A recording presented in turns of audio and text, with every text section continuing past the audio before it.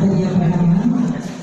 Beliau adalah Ibu Berti Prastiani, Doktor Hajah. Ibu Doktor Hajah, tadi saya menyimak yang disampaikan Pak Sahid tadi.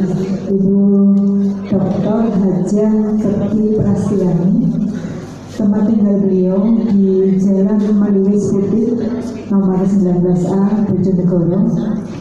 Kemudian beliau adalah Basnas Satuan Pendidikan Ramah Anak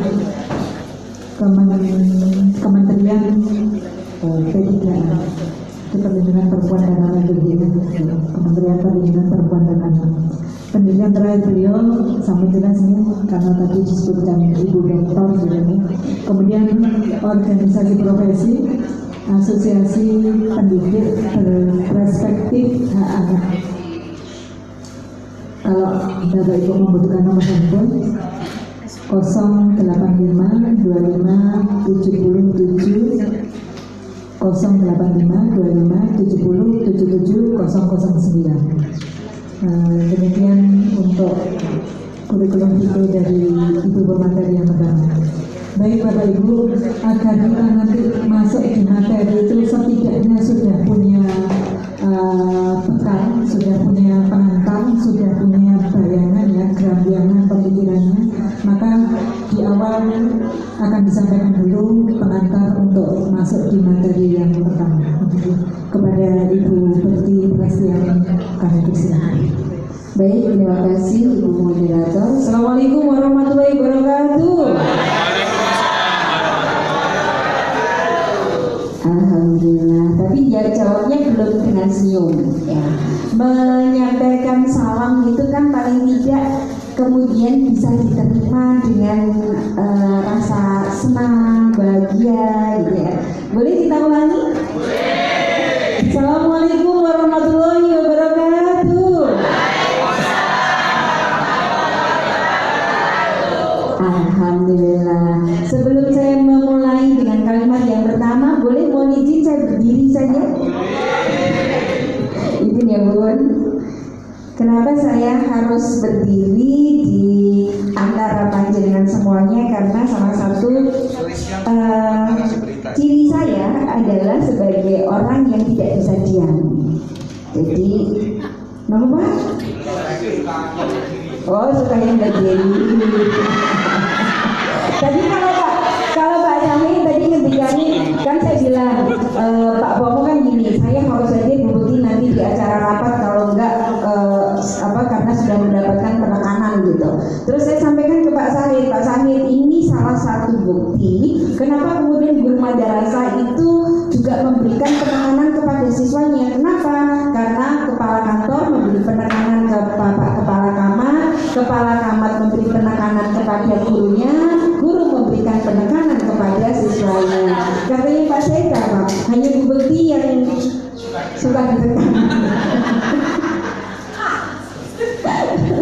Ya baik, alhamdulillah. Bapak Ibu semuanya, saya adalah orang kinestetik, jadi tidak bisa diam, jadi senang dengan bergerak. Kalaupun saya bicara diam dengan berdiri, pasti ada yang saya gerakkan. Dan mungkin di antara anak-anak kita punya ciri yang sama dengan saya. Karena apa? Karena dia dari gaya belajar, setiap anak mempunyai gaya belajar yang berbeda. Ada kinestetik, ada visual, ada auditori, ada analistik, ada gabungan audio, kines, ada visual, audio. Jadi paling tidak, karena ini saya sampaikan di awal, Bapak Ibu biar paham kalau misalkan ada yang visual itu nggak suka dengan gaya ngomong saya. Kenapa? Teman-teman dari Bapak Ibu yang punya gaya belajar visual itu senang kalau diterangkan dengan orang yang hanya fokus satu, jadi diam terus kemudian menyampaikan. Tapi teman-teman yang punya auditori, kines itu dengan analistik itu suka dengan yang guru yang selalu mengajar dengan gerakan. Kenapa? Karena satu kumparan, satu hati, dan itu tandanya bahwa setiap anak itu mempunyai keunikan masing-masing. Dalam kata lain, bahwa setiap individu hadir ke muka bumi dihadirkan oleh Allah dalam keadaan fitrah, membawa potensi unik masing-masing dan menempati ruangnya, bahkan ruangnya itu jauh disediakan oleh Allah pada saat kita belum lahir. Nah, ini kalimat pertama untuk membuka wacana kita. Jadi setiap anak itu berbeda.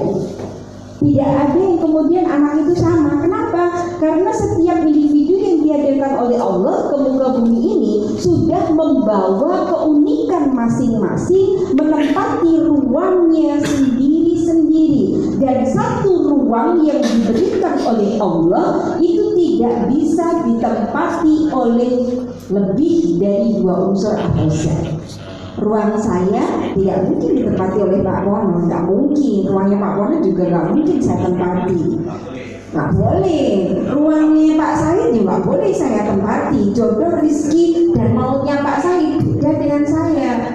Jodoh, rezeki, maut saya beda dengan yang sudah Bapak Ibu terima dari Allah jauh sebelum kita lahir. Kenapa? Pada saat roh ditiupkan ke kita, itu usia dijanin berapa bulan? 4 bulan. Kita lahir ke muka bumi 9 bulan 10 hari rata-rata. Jauh sebelum lahir ke muka bumi, Allah sudah memberikan ruang itu kepada kita. Artinya bahwa di saat kemudian kita hadir bersama dengan anak-anak, maka paradigma yang ada di antara kita adalah yang saya hadapi adalah sekian individu yang sudah difitrahkan oleh Allah dengan membawa amanah masing-masing, membawa keunikan masing-masing. Kemudian tidak ada sesuatu yang terjadi tanpa izin dari Allah, biarpun itu hanya selembar daunnya jatuh, nggak ada. Kita berkedip saja kalau Allah nggak mengizinkan, kita bisa berkedip? Nggak bisa. Apalagi kemudian saya kemarin ada di Depok, hari ini sudah ada di Malang. Kalau nggak izin dari Allah nggak akan mungkin, pasti ada saja. Dan perlu kita ketahui bahwa yang menggerakkan hati manusia juga bukan manusia itu sendiri. Yang menggerakkan hati manusia juga Allah. Yang menggerakkan hati Pak Pomo kemarin telepon, ya Allah. Kemudian alhamdulillah yang hari ini harusnya saya ada di Singosari, di Yayasan Al-Ma'arif Singosari untuk dengan satuan pendidikan jenjang SMA. Alhamdulillah Allah menggerakkan hati saya bahwa kayaknya lebih penting di MTS 7 ya, gitu. Alhamdulillah, itu berkat bahasa Pak Pomo yang bisa merayu saya. Baik. Tidak ada sesuatu yang terjadi tanpa izin Allah. Berarti kalau kemudian kita mampu memandang juga, membaca juga, karena Allah menyampaikan kepada kita Iqra. Iqra itu apa sih? Baca. Membaca itu apakah hanya membaca tulisan Latin? Tidak. Yang dibaca apa? Yang dibaca adalah situasi apapun yang dihadirkan oleh Allah kepada kita. Apa situasi yang dihadirkan oleh Allah? Sekian banyak situasi yang kita terima dalam waktu dekat ini. Kemudian dengan hadirnya situasi ini yang diberikan oleh Allah sebenarnya adalah, kita kembali lagi, tidak ada ujian, cobaan, persoalan yang aku berikan kepada umatku melebihi batas kemampuan. Dari kalimat ini yang diberikan oleh Allah, kemampuan dulu atau ujian dulu? Kemampuan. Artinya Allah sudah menghadirkan situasi kepada kita, tapi sebelum situasi itu dihadirkan kepada kita, Allah sudah memberikan kemampuan itu kepada kita. Nah, ini yang kemudian harus kita hadapi. Saat ini tadi seperti yang disampaikan oleh Bapak Kepala Kantor, begitu banyak tantangan yang kita hadapi dengan anak-anak. Ini nomor setelah masa pandemi, kemudian anak kembali ke madrasah, bagaimana perubahan anak-anak kita? Luar biasa. Luar biasanya gimana, tak? Males. Kalau kita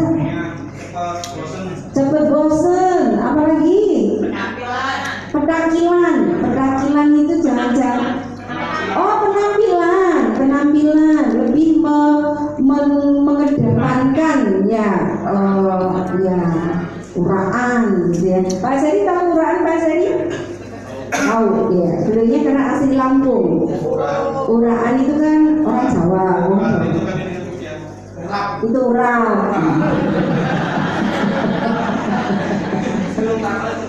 Iya. Nah, Bapak Ibu semuanya, kalau kita ingin lebih jelas, ingin tahu gambaran anak-anak kita lihat dulu tayangan video yang akan disampaikan oleh Bapak Ahmad Hasan.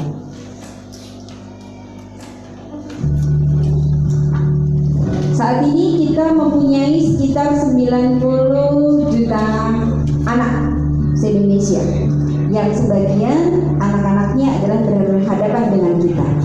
Pada tahun 2045 saat Indonesia 100 tahun merdeka, harapannya generasi Indonesia adalah menjadi generasi emas para pemimpin negeri dan mempunyai akhlak yang baik dan memiliki jiwa yang tangguh.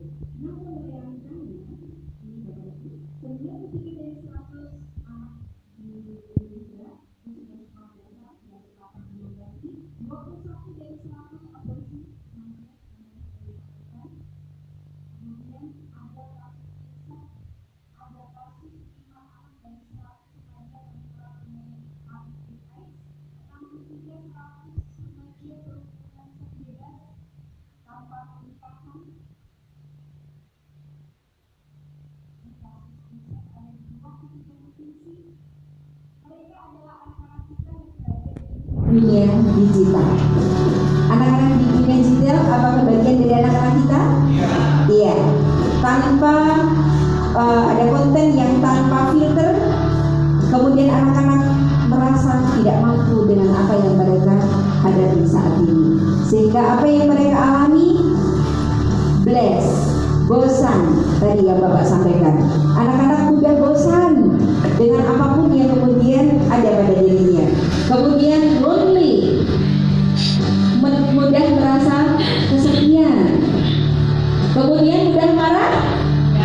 Iya, anak-anak marah karena apa? Karena situasi yang dia terima dan dia tidak mampu untuk melakukan apa. Anak-anak yang banyak takut hingga kemudian putus sekolah, memilih bekerja atau menikah.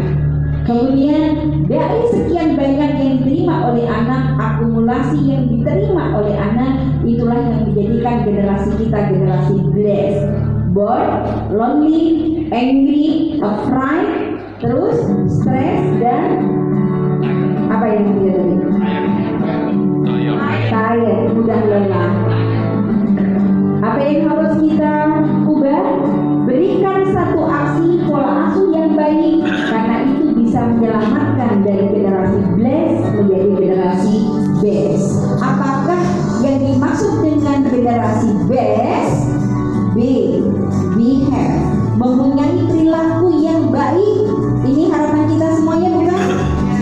Kemudian empati, mampu memposisikan dirinya ke posisi orang lain, memahami perasaan orang lain. Smart, harapan kita semuanya, anak-anak kita mempunyai potensi optimal dari apa yang sudah Allah fitrahkan pada setiap anak kita. Tangguh menghadapi segala situasi apapun yang dihadirkan oleh Allah kepada anak-anak kita. 2045 kemudian kita bisa menciptakan generasi emas, generasi yang tangguh, generasi tanpa kekerasan dan berakhlak mulia. Sekarang pertanyaannya kepada Bapak Ibu semuanya, mohon izin, siapkah kita menjadikan generasi kita dari generasi blessed menjadi generasi best? Kurang semangat Pak, yang semangat Bapak aja. Padahal saya yang bertanya sudah mengeluarkan tenaga ini. Ya, sekarang saya tanya sekali lagi, jawabannya siap, hoi gitu ya. Karena kita harus melawan udara yang mendung ini dengan semangat kita di ruangan ini. Baik, saya tanya sekali lagi, siapkah kita menjadikan generasi blessed menjadi generasi best? Siap, hoi. Ada yang belum menjawab? Saya bergeser ke belakang, tapi yang di depan tetap gak boleh mengurangi suaranya, ya. Dari apapun ya, karena yang akan menjadikan generasi blessed dan best ini bukan hanya guru, tetapi mulai dari teman-teman yang ada di gerbang sampai yang ada di satuan pendidikan sampai yang di dapur, itu harus semuanya. Saya tanya lagi, nih Bapak Ibu, siapkah kita menjadikan generasi kita dari blessed menjadi best? Siap, siap, woi. Alhamdulillah, tepuk tangan buat kita semuanya. Karena kita siap untuk menjadikan generasi kita dari blessed ke best, maka yang pertama kita harus pahami adalah perubahan paradigma. Karena tanpa perubahan paradigma, tanpa mengubah mindset kita, yang dilakukan oleh kita semuanya 2 hari ini akan sia-sia. Jadi kalau yang pertama ini saya akan mengajak Bapak Ibu semuanya dilanjutkan nanti dengan Bapak Ahmad Asari di konversi anak. Bagaimana sih anak itu? Siapa sih anak itu? Menurut Bapak Ibu anak itu siapa? Apa sih anak itu? Anak adalah masa depan, amanah, lagi umur di bawah 17 tahun. Ada lagi? Kebanggaan, penerus, apalagi? Yang jelas anak itu asalnya dari enak. Oke, anak itu asalnya dari enak, tapi ada yang nggak enak tapi juga jadi anak. Apa, ayo? Apa ini yang di belakang? Anak itu menurut Bapak Ibu apa? Penerus generasi. Oke, kalau anak sebagai kebanggaan, penerus generasi, terus kemudian anak adalah amanah, anak adalah seseorang yang kurang dari ditambah 1 tahun ya Bu. Jadi tadi kemudian menyebutkan 18 tahun. Itu adalah paradigma kita. Gak ada yang salah. Karena di ruangan ini kita diskusi. Saya bukan orang yang paling pandai di sini. Karena Bapak Ibu yang setiap hari menghadapi anak pasti ilmunya lebih banyak daripada saya. Nah, kalau kemudian kita kaji dari apa yang kemudian kita terima, anak adalah kebanggaan, penerus, amanah dan lain-lain, maka kita harus meyakini bahwa tidak ada produk Allah yang gagal. Tidak ada satupun ciptaan Tuhan yang salah. Karena anak adalah bagian dari ciptaan Tuhan, maka tidak ada anak yang gagal, itu nggak ada. Tidak ada anak yang salah, itu tidak ada. Kalaupun kemudian ada anak yang berhadapan dengan kita, anak berhadapan dengan kita itu usianya berapa? 12 sampai 15, 16 ini ya. Nah, kalau kemudian ada anak di antara anak-anak kita usia 12 sampai 15 tadi, kemudian melakukan perilaku salah, bosan, mudah marah, terus kemudian tadi yang mudah lelah, terus dandanan, uraan dan lain-lain, kira-kira apa yang ada pada kita, paradigma kita bagaimana? Anak yang demikian itu berarti anak-anak yang bagaimana? Padahal tadi dikaitkan bahwa tidak ada produk Allah yang gagal, tidak ada satupun ciptaan Tuhan itu yang salah, nggak ada. Tapi di saat menghadap kita atau berhadapan dengan kita, ternyata ada anak yang urani, ada anak yang nggak mau belajar, ada anak yang tidak mengerjakan tugas, ada anak yang kadang terlambat atau sering terlambat, dibilangi berkali-kali terlambat, ada anak yang